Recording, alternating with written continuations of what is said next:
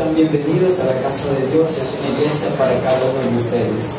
Vamos al libro de Malaquías, el último libro del Antiguo Testamento. En el libro de Malaquías, en el capítulo número 4. Me siento contento de estar con ustedes aquí en este lugar, esperando que sea Dios quien hable directamente en nuestros corazones, en nuestra vida, podamos poner este tema en práctica. El título del tema se llama Restaurados. Amén. ¿Cuánto les gustaría ser restaurados por Dios? Amén. Malaquías, capítulo número 4, versículo número 1, dice la palabra de Dios: porque aquí viene el día ardiente como un horno, y todos los soberbios y todos los que hacen maldad serán estopa. Aquel día que vendrá los abrazará. ¿Ha dicho quién? Jehová de los ejércitos, y no les dejará ni raíz ni rama. Mas a vosotros, los que teméis mi nombre, nacerá el sol de justicia, y en sus alas, traerá salvación, y saldréis y saltaréis como becerros de la manada. Versículo 3: hollaréis a los malos, los cuales serán ceniza bajo las plantas de vuestros pies en el día en que yo actúe, ha dicho Jehová de los ejércitos. Versículo 4: acordaos de la ley de Moisés mi siervo, al cual encargué en Horeb ordenanzas y leyes para todo Israel. He aquí, yo os envío el profeta Elías, antes que venga el día de Jehová grande y terrible. Versículo 6: Él hará volver el corazón de los padres hacia los hijos, y el corazón de los hijos hacia los padres, no sea que yo venga y hiera la tierra con maldición. Palabra de Dios. Amén. Por el tema que podemos ver aquí, queridos hermanos y hermanas, es un tema que tiene que ver con la segunda venida de Cristo Jesús. Amén.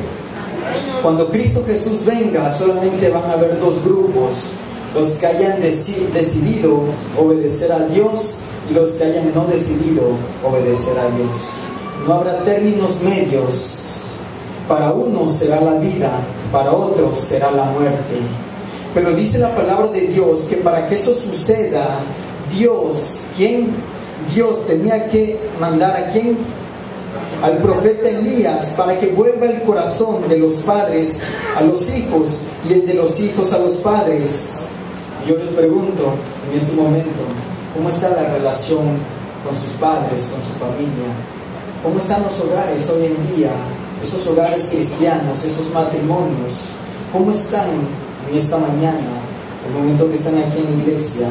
La palabra de Dios, queridos hermanos y hermanas, apuntaba, según el Evangelio, según San Mateo, en el capítulo 17, versículo número 10, los discípulos le preguntaron a Jesús: ¿por qué es necesario que los escribas dicen que Elías vendrá primero?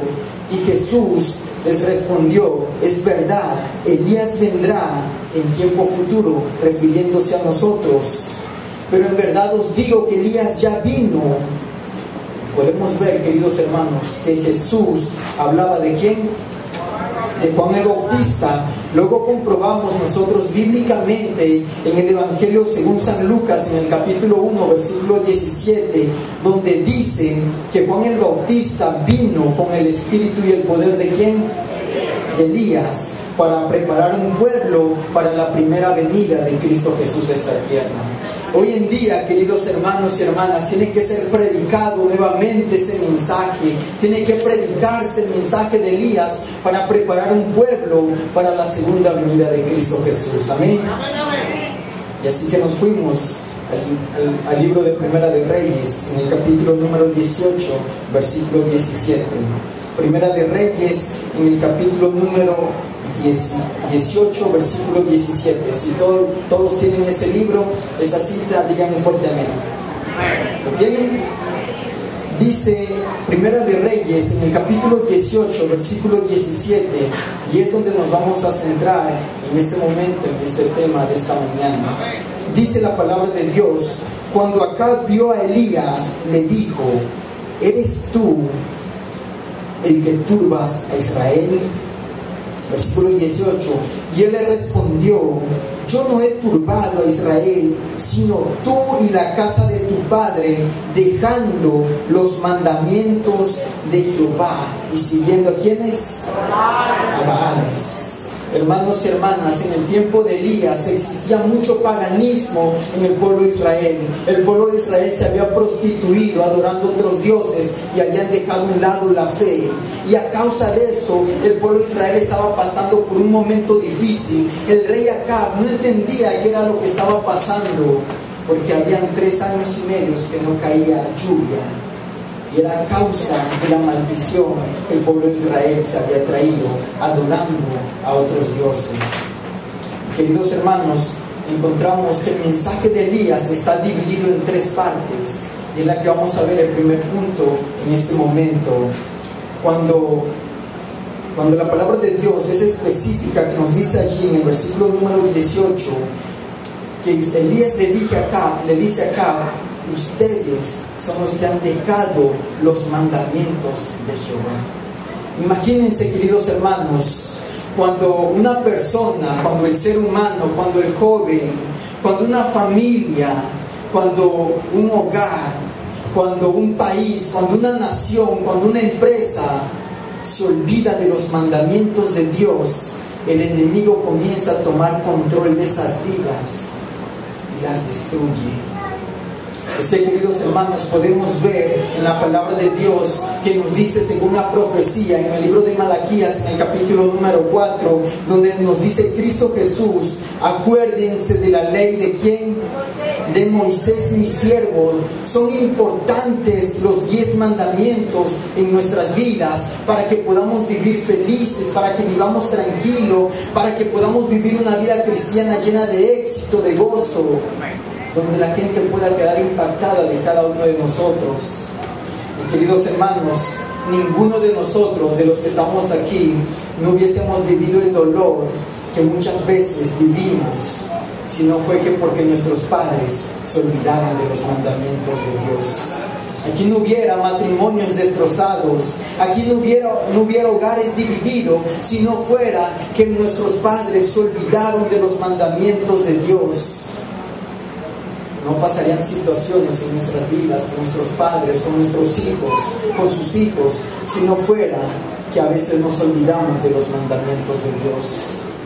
Como Iglesia Adventista del Séptimo Día, hemos predicado bastante la observancia del 4º mandamiento, que tenemos que guardar el día sábado porque es reposo absoluto para Dios. Pero hemos olvidado otros mandamientos que tienen el mismo poder, que tienen la misma bendición que Dios nos quiere dar a cada uno de nosotros. Queridos hermanos, los 10 mandamientos, ¿cuáles son? Número 1, ¿cuál es? No tendrás dioses ajenos delante de mí. Y se está refiriendo a las veces en que nosotros colocamos sustitutos delante de Dios. Hermano y hermana, un sustituto delante de Dios puede ser un programa de la televisión.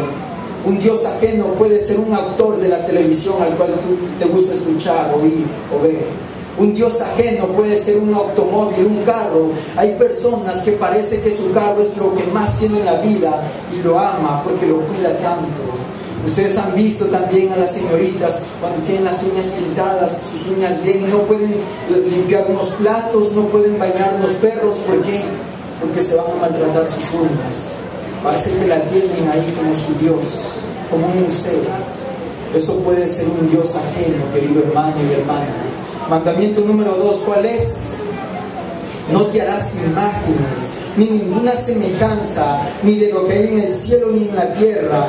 No te postrarás a ellos, ni los adorarás. Padre querido, madre querida que estás aquí, vive amando a Dios para que con esa bendición que tú haces, con eso que practicas, con esa vida cristiana, Dios pueda bendecirte grandemente y puedas con amor seguir los mandamientos de Dios. Mandamiento número 3, ¿cuál es? No tomarás el nombre de Jehová tu Dios en vano, Y quiero que se den cuenta, queridos hermanos, que esos mandamientos son un cerco de protección para nuestra vida cristiana. No es que Dios quiera amargar nuestra juventud o nuestra vida. No es que Dios nos pide algo para que no disfrutemos la vida. No, Dios nos pide esto, querido hermano y hermana, para que vivamos felices, en abundancia, que seamos felices. Mandamiento número 4, ¿cuál es? Ustedes se lo saben bien. Acuérdate del día de reposo para santificarlo. Es el sábado, es el único día que Dios santificó y bendijo. Tú puedes adorar a Dios en otros días, pero el único día que Dios dejó para nosotros, para alabarle y glorificarle y guardar este día, es el día sábado. Amén. ¿Sí o no? Mandamiento número 5, ¿cuál es, queridos hermanos? ¿Cuál es el mandamiento número 5? Honra a tu padre y a tu madre, para que los días se alarguen en la tierra que Jehová tu Dios.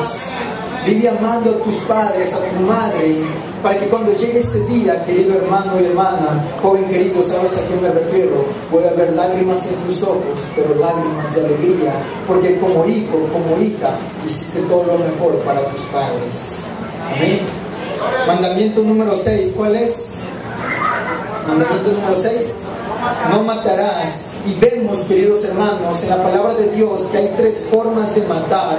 Número 1, quitándole la vida a alguien. Y número 2, cogiendo un rencor, una raíz de amargura contra otra persona. Dice la palabra de Dios en primera de Juan, en el capítulo número 3, versículo 15, que el que odia a otra persona es un asesino y no tiene heredad en el reino de los cielos. No tiene vida eterna con Dios. Mandamiento número 6 o 7, ¿cuál es? ¿Cuál es? No cometerás adulterio. Y te está hablando, querido hermano y hermana, todo acercamiento sexual con una persona que no es tu esposa o tu esposo. A eso se está refiriendo la palabra de Dios. Cuando vemos relaciones con otra persona en la televisión, en el internet, cuando vemos cosas que no van de acuerdo a la voluntad de Dios, a eso se está refiriendo este mandamiento número 7. Mandamiento número 8, ¿cuál es? No robarás. Mandamiento número 9, no levantarás falsos testimonios contra tu prójimo. Y mandamiento número 10, no codicies las cosas de tu prójimo. Amén.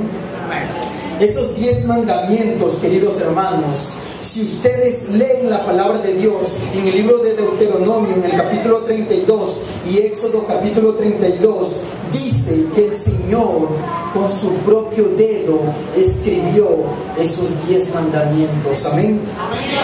Lo hizo porque nos ama, nos hizo porque quiere que vivamos eternamente con Él. Hermanos, hermanas, Providence, si ustedes vuelven a los mandamientos de Dios, viviremos felices en esta tierra. Y dice la palabra de Dios, queridos hermanos, que será mucho mejor nuestra vida en esta tierra.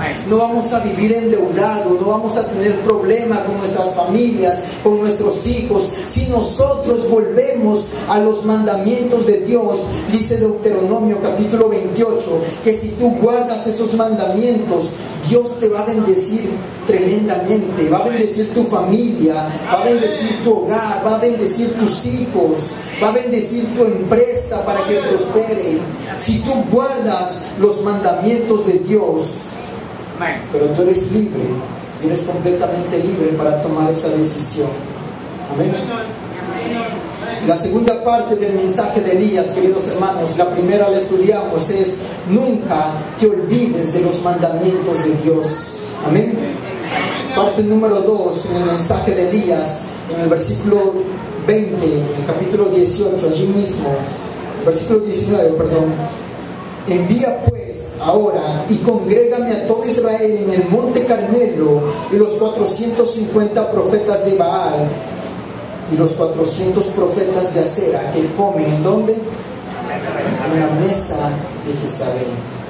Hermanos y hermanas, Elías toma la decisión dirigida por Dios para actuar en contra de las transgresiones del pueblo de Israel.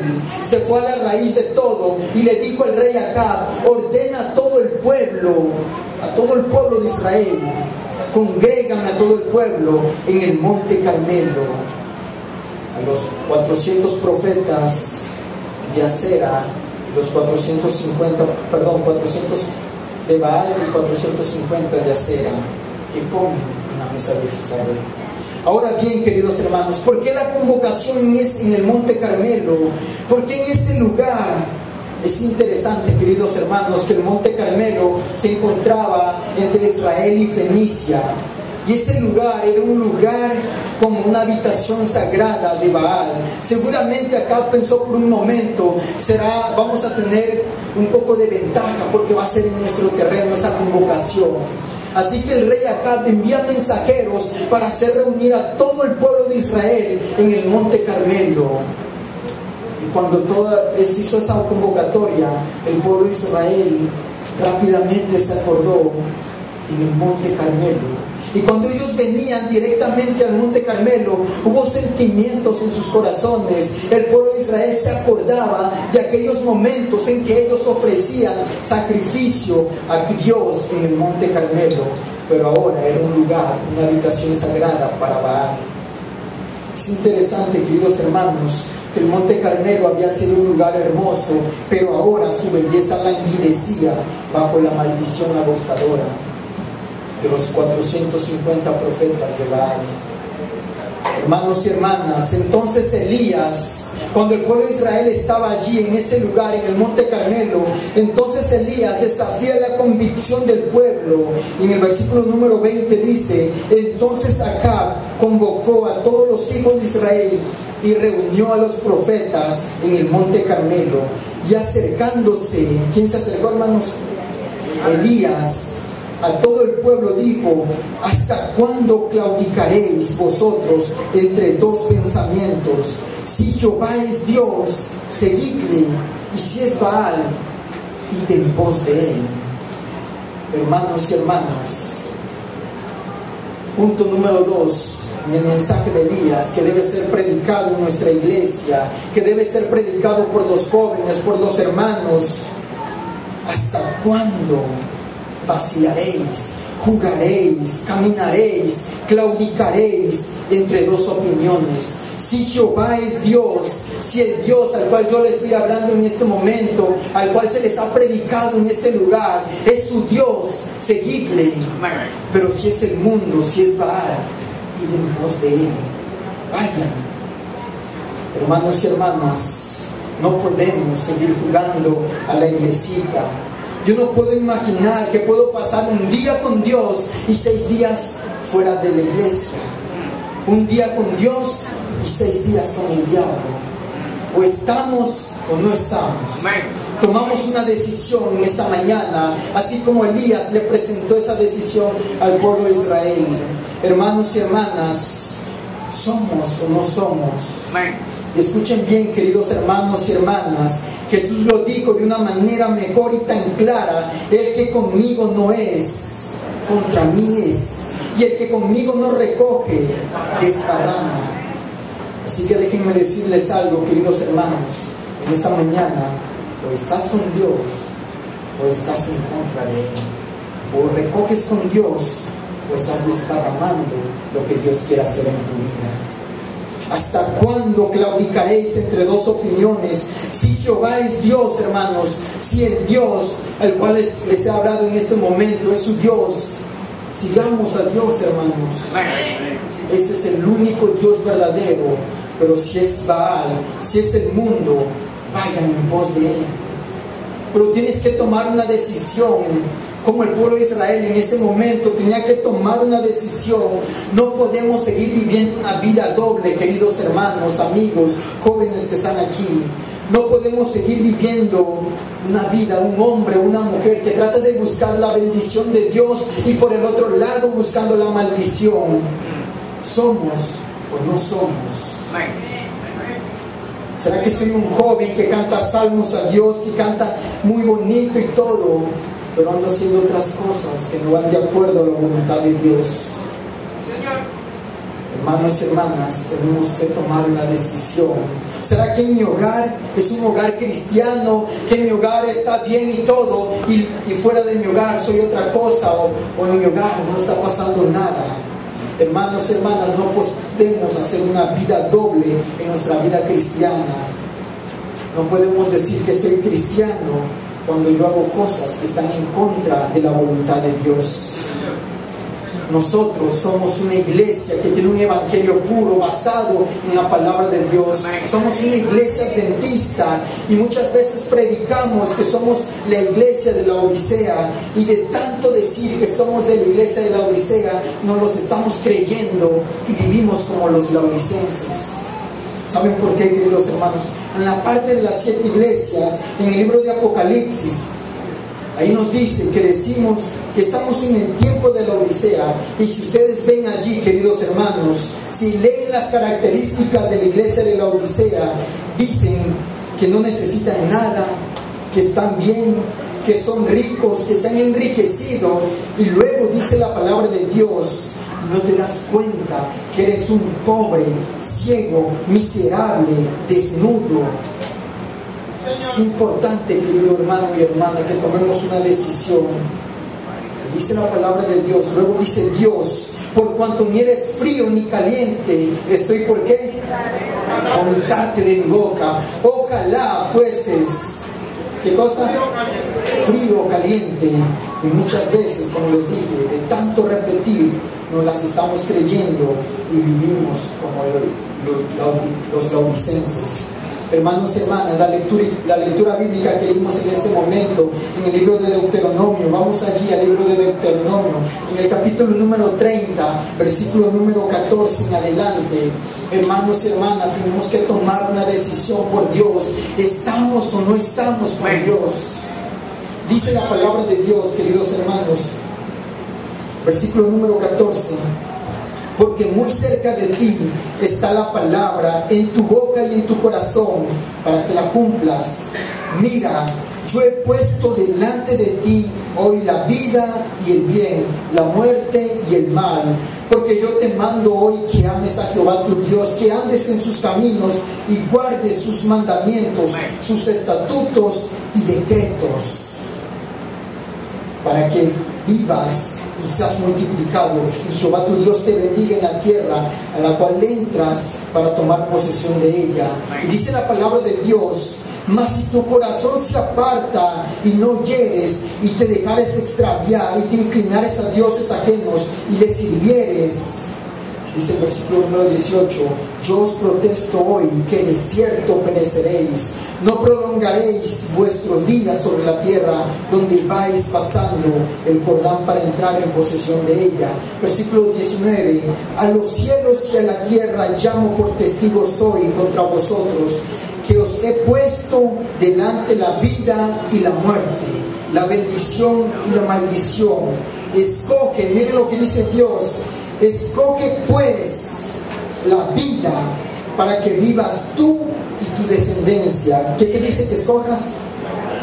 La vida, queridos hermanos, amando a Jehová tu Dios, atendiendo su voz y siguiéndole. ¿A quién? A Él. En otras versiones dice uniéndote a Él.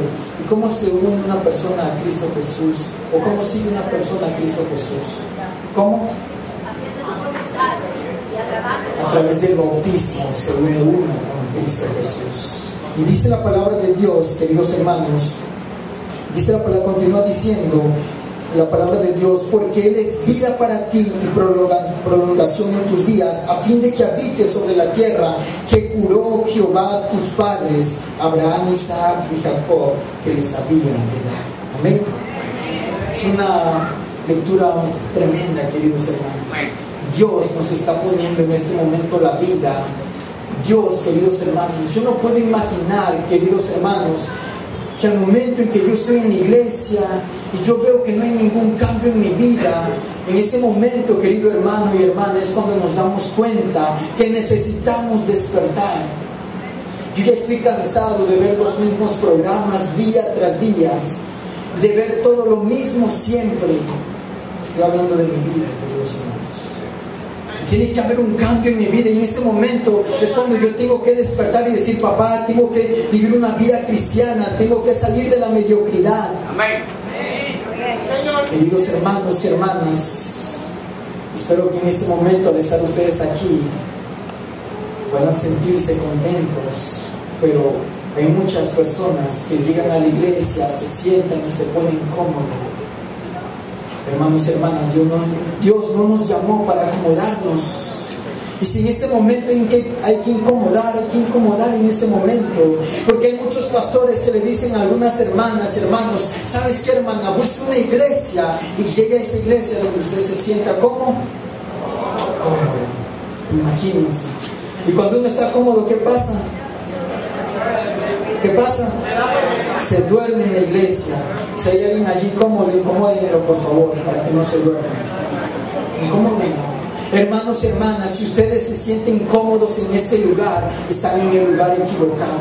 Porque hay que incomodar, queridos hermanos, para que nosotros tengamos que cambiar. Porque si nosotros vamos a un lugar donde nos sintamos incómodos, en ese momento es cuando nosotros también despertamos y queremos hacer algo por Dios.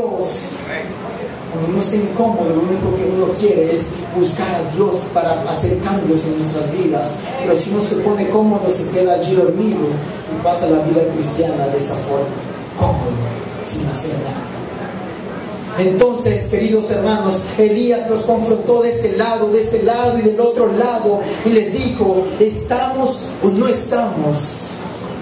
Y dice la palabra de Dios que ninguno respondió palabra. El pueblo no respondió palabra, queridos hermanos.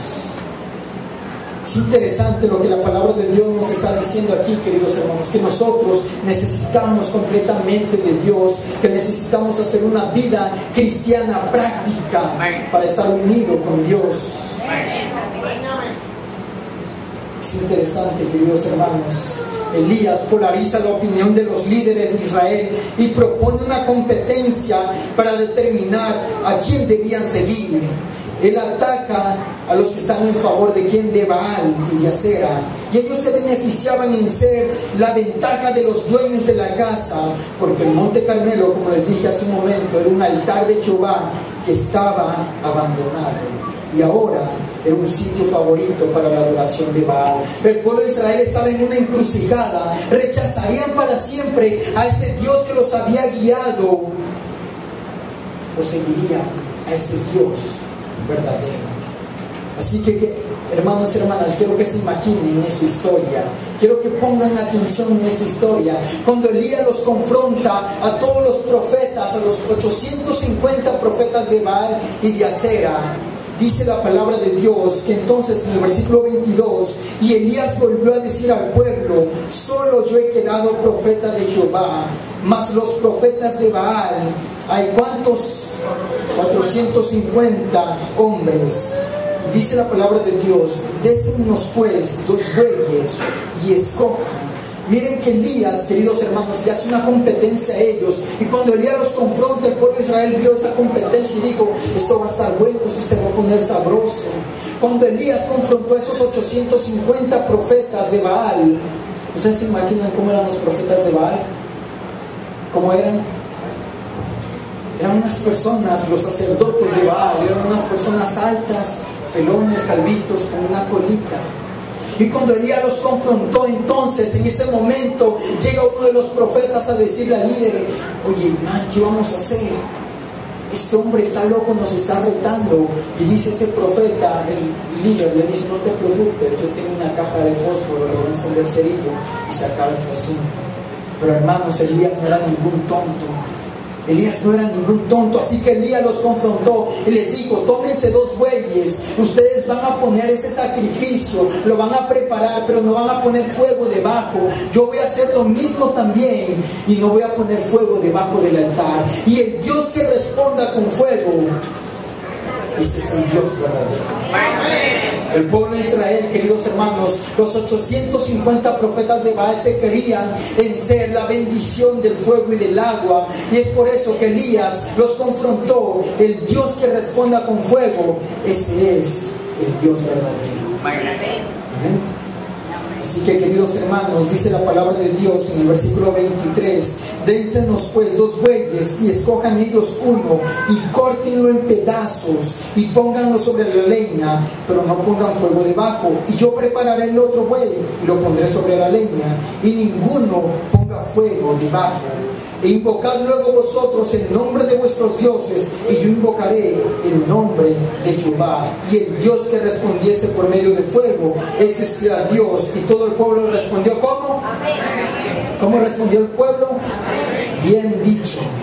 Es que ese desafío estaba tan interesante, tan bueno. Entonces Elías subió, queridos hermanos, a la montaña, a lo alto de la montaña, y les dijo, ustedes son muchos, por lo tanto, inicien ustedes, les dijo. Así que ellos iniciaron, los profetas de Baal, y empezaron con sus sacrificios, empezaron a danzar, a hacer todas esas cosas que ellos hacían. Y entonces Elías los estaba viendo desde lo alto de la montaña, y veían cómo ellos danzaban como unos locos. Elías esperaba que era lo que iban a hacer estos hombres ridículos. Y hermanos y hermanas, entonces ellos empezaron a clamar, daban gritos y decían, Baal, Baal, respóndenos, Baal. Pero no había voz, no había quien respondiese, no había quien hablara, no había nada. Y es que déjame decirte, querido hermano y hermana, no va a haber poder en tu vida cristiana, no va a haber fuego en tu vida, al menos que venga de Jehová de los ejércitos. No va a haber un cambio en tu vida cristiana, no va a haber poder en tu matrimonio, no va a haber poder en tu hogar, con tus hijos, al menos que venga de Jehová de los ejércitos. Hermanos y hermanas, entonces la palabra de Dios apuntaba lo que Elías estaba viendo en ese momento, lo que estos manes estaban haciendo. Y entonces dice la palabra de Dios que Elías, ¿qué hizo Elías? Empezó a burlarse de ellos porque no había nada, no había quien respondiese. Y Elías empieza a burlar de ellos y le dice, griten más fuerte. Quizás está durmiendo, quizás está ocupado o está haciendo otra cosa. Elías comenzó a burlarse de ellos, queridos hermanos. Y entonces yo me imagino a esos profetas de Baal diciendo, miren este loco cómo se burla de nosotros. Es que, queridos hermanos, ellos clamaron y clamaron hasta las 4 de la tarde y no hubo poder, no hubo fuego, no hubo quien respondiese sus oraciones. Porque no va a haber poder, no va a haber fuego, al menos que venga de Jehová de los ejércitos. Hermano y hermana, que tú que predicas, no va a haber poder en tus predicaciones, al menos que estés completamente consagrado a Dios, al menos que venga fuego de Jehová de los ejércitos. No va a haber un cambio en tu matrimonio, al menos que venga de Dios esa bendición. Tus hijos no van a ser bendecidos, al menos que venga de la bendición de Dios. Hermanos y hermanas, dice la palabra de Dios en el versículo número 26, y ellos tomaron el buey que les fue dado y prepararon e invocaron el nombre de Baal desde la mañana hasta el mediodía, diciendo, Baal, respóndenos. Pero no había voz ni quien respondiese. Entre tanto ellos andaban saltando cerca del altar que habían hecho. Y aconteció al mediodía que Elías se burlaba de ellos, diciendo, gritad en alta voz, porque Dios es, quizás está meditando, o tiene algún trabajo, o va caminando, tal vez duerme y hay que despertarle. Y entonces, queridos hermanos, ellos clamaban a grandes voces, y cuando ellos estaban clamando fervientemente a Baal, entonces uno de ellos dice, ya sé por qué no nos responde Baal. Y entonces los demás dicen, ¿por qué no nos responde Baal? Es que no hay sangre. Necesita haber sangre para que Baal nos responda. Y entonces dice la palabra de Dios que agarraron unos cuchillos, unas lancetas, y comenzaron a cortarse esos hombres haciendo el ridículo allí. Empezaron a cortarse para que saliera sangre para que Baal los escuchara. Pero no hubo voz, no hubo quien respondiese. No hubo nada, queridos hermanos. Y el pueblo de Israel estaba viendo esa escena tan dramática. Les tapaban los ojos a los niños para que no vieran lo que esos hombres tan ridículos estaban haciendo en ese momento. El pueblo de Israel entonces dijo, ¿pero qué estamos siguiendo? ¿A quién estamos adorando? El pueblo de Israel entendió en ese momento la ridiculez de estos hombres que estaban haciendo. Y lo que el enemigo trata de hacer en nuestras vidas, queridos hermanos, es dejarnos en ridículo siempre. Eso es lo que quiere el enemigo con nuestras vidas. Ustedes han visto a un hombre drogado, han visto a una mujer drogada hacer ridículo. Ustedes han visto a esos muchachos bailando en una discoteca, para acá, para allá, hacen el ridículo. Han visto a un padre cuando llega a su casa borracho y empieza a golpear a tu madre, hace completamente el ridículo. Un hombre que se enamora de otra mujer que no es su esposa y se cree la última Coca-Cola del desierto, hace el ridículo completamente. Eso es lo que quiere el enemigo con nuestras vidas: ridiculizarnos delante de los ojos de Dios y delante de las personas. Pero, queridos hermanos, dice la palabra de Dios en el versículo 29, pasó el mediodía y ellos siguieron gritando frenéticamente, pero no hubo ninguna voz, ni quien respondiese, ni escuchase, porque no va a haber poder, no va a haber cambios, al menos que venga de Jehová de los ejércitos. Versículo número 30, queridos hermanos, y ahí entramos en la parte final de este tema, en la tercera parte de este tema. Elías, de una forma inteligente, queridos hermanos, entonces le dice al pueblo de Israel: acercaos a mí. Y todo el pueblo se acercó a él, y todo el pueblo estaba atento a lo que este hombre iba a hacer. Y dice la palabra de Dios: y Elías arregló el altar de Jehová, que estaba como arruinado, que estaba destruido, dicen otras versiones. Yo te pregunto en este momento: ¿cómo está el altar de Jehová en tu vida? ¿Cómo está el altar de Jehová? Ustedes son un matrimonio. ¿Cómo está el altar de Jehová en sus matrimonios? No me respondan, piénsalo nada más. ¿Cómo está el altar de Jehová en nuestros hogares, con nuestros hijos? ¿Cómo está el altar de Jehová en nuestra familia? ¿Será que está arruinado? ¿Será que está hecho pedazo? ¿Será que desde el punto de vista no le ven esperanza y tratan de buscar en los psiquiatras, con los psicólogos, para que puedan unir ese matrimonio, esa vida? ¿Cómo está el altar de Jehová en nuestras vidas, queridos hermanos? Jóvenes que están aquí desde la mañana, antes que tu padre o tu madre te llamara, dedicaste un tiempo al altar de Jehová. Yo no les estoy hablando de 12 piedritas, queridos hermanos. Yo en este momento les estoy hablando del altar de Jehová en nuestros corazones. Queridos padres y madres, antes de salir por otras cosas, levantaron el altar de Jehová con su familia, con su esposa, con su esposo, su devoción personal de ustedes mismos. ¿Cómo está el altar de Jehová en nuestras vidas? En este momento le voy a hablar a los sacerdotes, porque cuando Jesús venga, queridos hermanos, le va a pedir cuentas a ustedes, padres, les va a pedir cuenta y les va a decir: ¿cómo está la grey que te di? ¿Cuánto vieron tus hijos de mí en ti? Dios no te va a preguntar: ¿le regalaste el último Xbox a tu hijo? ¿Le regalaste el último Nintendo que salió? ¿Le regalaste el último juego que salió? Dios no te va a preguntar eso. Dios no te va a preguntar: ¿le dejaste un rancho? ¿Le dejaste herencia? Dios no te va a preguntar eso. Dios te va a preguntar: ¿cuánto vieron tus hijos de mí en ti? Amén.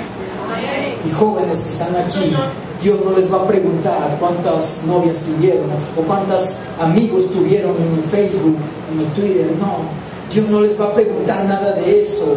Dios les va a preguntar: ¿estabas preparado cuando yo vine por segunda vez? ¿Cuánto tiempo me dedicaste a mí, al altar de Jehová en tu vida? Eso es lo que Dios nos va a preguntar, queridos hermanos. Necesitamos restaurar el altar de Jehová en nuestras vidas. Necesitamos restaurar nuestras familias, nuestros hijos, para que podamos vivir una vida feliz con Cristo Jesús. Entonces dice la palabra de Dios, terminemos con esta historia: y tomando Elías 12 piedras conforme al número de las tribus de los hijos de Jacob, el cual había sido los hijos de Jacob, que había dado Jehová, diciendo: Israel será tu nombre. Edificó con las piedras un altar en el nombre de Jehová. Después hizo una zanja alrededor del altar en que cupieran 2 medidas de grano.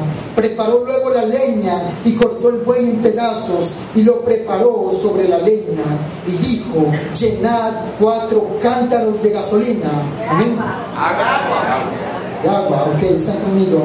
Y derramadla sobre el holocausto y sobre la leña. Hermanos, hermanas, ¿qué tenía que hacer Elías? ¿Qué tenía que hacer? ¿Qué tenía que hacer Elías? Hacer que hubiera fuego, ¿verdad? Yo les pregunto, la mejor manera para que descienda fuego, para que haya fuego, es a través del agua. ¿Amén? ¿Cómo de que no? Sí. Tiene que haber fuego, tiene que haber agua, queridos hermanos. Porque cuando una persona se entrega a Dios y baja a las aguas del bautismo, es donde desciende fuego del Espíritu y toma esa vida y la cambia para siempre. Amén. De esa forma es como se puede encender el fuego verdadero en nuestras vidas. Y entonces este hombre empezó a preparar todo eso, querido hermano. Y entonces les dijo al pueblo que echaran agua sobre ese holocausto y les dijo: hacedlo otra vez. Y el pueblo dijo: este hombre 3 años y medio en sequía y nos va a gastar la poquita agua que tenemos. Y entonces el pueblo va y le tira agua otra vez, y por tercera vez le dice: ponedle agua otra vez. Y la gente: ¿y este hombre qué es lo que va a hacer? ¿Será que va a hacer un sancocho ahí o qué es lo que va a hacer? ¿Cómo le llaman en República Dominicana? Caldo, sancocho, así. Ok, lo que va a hacer es un sancocho. Pero no, queridos hermanos, si ustedes se dan cuenta que el pueblo de Israel lo hizo por tercera vez. Versículo 35: y de manera que el agua corría alrededor del altar, y también se había llenado de agua la zanja, dice la palabra de Dios. La palabra de Dios es tan específica, queridos hermanos, que te da todos estos puntos, estos detalles, para que tú puedas entender el altar de Jehová que tiene que ser restaurado en nuestras vidas, para que descienda el Espíritu Santo en nuestras vidas y haya un cambio y transformación en nuestras vidas completamente. Dice la palabra de Dios en el versículo 36: cuando llegó la hora de ofrecerse el holocausto, se acercó el profeta Elías y dijo: Jehová, Dios de Abraham, de Isaac y de Israel, Dios de Providence, de Estados Unidos, sea hoy manifiesto que tú eres Dios en Israel y que yo soy tu siervo y que por mandato tuyo he hecho todas estas cosas. Respóndeme, Jehová, respóndeme, para que esta gente conozca que tú, oh Jehová, eres el Dios y que tú vuelves el corazón de ellos. Y entonces dice la palabra de Dios en el versículo 38: entonces cayó fuego de Jehová y consumió el holocausto, la leña, las piedras y el polvo, y aún lamió las aguas que estaban sobre la zanja. Y entonces, viendo todo el pueblo, se postraron y dijeron: Jehová es Dios, Jehová es Dios. Es que no va a haber poder, no va a descender fuego del Espíritu Santo, al menos que venga de Jehová de los ejércitos. Amén. Para que una vida pueda ser completamente cambiada, tiene que pasar todo esto, querido hermano. Tiene que descender el Espíritu de Dios para hacer ese cambio completamente en sus vidas. Mi pregunta en este momento es: ¿a cuántos de ustedes, será que en este momento no hay 850 personas? Hay como unas 200, no menos, 150. Pero miren, queridos hermanos, en ese día, cientos y miles de personas fueron cambiados y transformados y reconocieron que Jehová era su Dios. Habrá en este momento personas que también de ahora en adelante, quizás este mundo nos ha hecho perder la vislumbre y nos destellan tanto las cosas de este mundo que nos hace perder lo que Dios quiere para nuestras vidas, y hemos perdido el punto que Dios quiere para nuestras vidas, la consagración, que vivamos para Él, que lo reconozcamos como Dios y quizás lo hemos hecho a un lado a Dios y nos ponemos a hacer otras cosas. Y tú sabes a lo que me refiero. Mi pregunta en este momento es: ¿habrán personas que también esta mañana, este mediodía, quisieran que, como el pueblo de Israel, quieren reconocer verdaderamente que Jehová es su Dios, que no hay otro Dios verdadero como el Dios de Israel? Amén. Es interesante, queridos hermanos, la confesión trajo al pueblo de Israel ese recordatorio de esas palabras que pertenecían muchos años atrás. Ellos fueron instruidos con esas palabras: oye Israel, Jehová nuestro Dios, Jehová uno es. Por lo tanto, querido hermano, hermana, visita que estás aquí, no hay otro Dios como el Dios de la Iglesia Adventista del séptimo día. No hay otro Dios como el Dios verdadero. Entonces ya no hay por qué claudicar entre dos pensamientos. Decidamos solamente por Dios. Hoy en día el desafío de Elías sigue latente también. No hay otro Dios como el Dios verdadero de esta iglesia, que es el Dios verdadero. Seguidle. Es el momento para reconstruir el altar de Jehová en el monte, así como en el monte Carmelo fue construido delante de esas personas, sus vidas y sus corazones. Voy a invitarles a esas personas que quieren de ahora en adelante reconocer a Jehová como su Dios, reconstruir el altar de Jehová que quizás está arruinado, quizás está olvidado, que se coloquen de pie. Y vamos a terminar pidiéndole esto a Dios para que Él sea quien se encargue de nuestras familias, de nuestros hogares, para que nuestro hogar pueda ser reconstruido, que ese altar se levante cada mañana, cada noche, porque el pueblo de Israel se iban en la mañana al monte Carmelo a darle gracias a Dios y reconocerle como su Dios, y en la tarde regresaban para darle gracias por un día más. Señor. Así que en este momento vamos a entonar el último canto, que es el 75. Vamos a cantar este canto con alegría, con fervor, porque nuestro Dios es un Dios grande y poderoso. Amén.